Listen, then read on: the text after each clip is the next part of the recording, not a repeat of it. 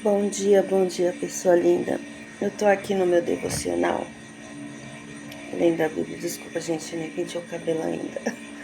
Mas eu senti de gravar e amém. O que mais importa nem a aparência, né?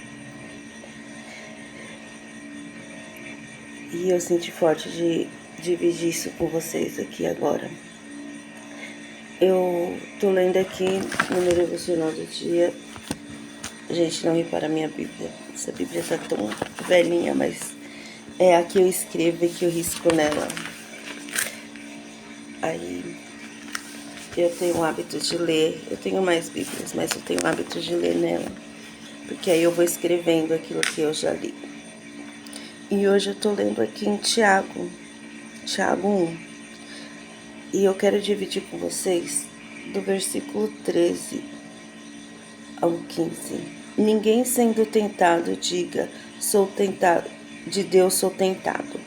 Porque Deus não pode ser tentado pelo mal, e ninguém tenta. E a ninguém tenta. Olha que profundo isso. A gente costuma falar, nossa, Deus nos tenta para ver se somos aprovados, né? Mas aqui na palavra está dizendo, no versículo 14, Tiago 1,14 está dizendo: mas cada um é tentado quando atraído e engolfado pela sua própria concupiscência. Nossa, misericórdia. De novo. Mas cada um é tentado quando atraído e engolfado pela sua própria concupiscência. E depois, havendo a concupiscência concedido, dá a luz ao pecado. E o pecado, sendo consumado, gera a morte. O que eu entendi aqui? Que Deus não tenta ninguém. A gente é tentado pelaquilo que a gente gosta, pelaquilo que a gente já quer. Então a gente é tentado, só que a gente tem o direito de dizer não e sair daquilo. Só que aí a gente fica alimentando aquela tentação, sabe, na mente. Só que aí a gente ainda usa desculpa falando, não, Deus tá me tentando para ver se eu resisto. Ai, mas Deus me tentou. Deus não tentou ninguém, porque na palavra dele aqui tá dizendo que Deus não pode ser tentado pelo mal e não tenta a ninguém. Olha como a gente falou isso a vida inteira. Deus nos tenta para ver se a gente é aprovado, mas aqui tá dizendo que Deus não tenta a ninguém. E que a gente é tentado pelaquilo que a gente já tem e a gente já deseja dentro da gente. Só que quando a gente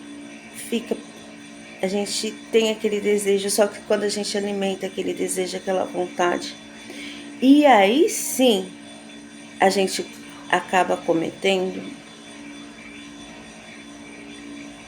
aí vira pecado e gera morte. Ou seja, a gente ter desejos e vontades que não são, a gente sabe que não é bom, isso não é pecado.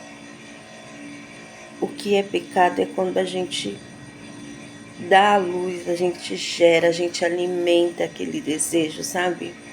A gente vai gerando formas de fazer, a gente sente como seria o sabor, aí a gente vai gerando dentro da gente, aí até que a gente vai e pratica o pecado. Aí quando a gente vai e pratica o pecado, aí gera morte. Aqui no versículo 15, ele explica bem isso.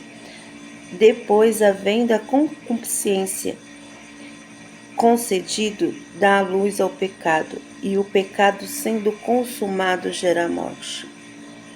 Porque o pecado veio para nos trazer morte, morte do sonho, morte do caráter, morte da vida. O pecado não pode nos trazer nada de bom, mas a gente fica ali alimentando aquilo. Bom, eu espero que para você faça algum sentido e que explique, porque às vezes a gente se culpa por querer alguma coisa, mas querer só não é pecado, o consumar sim.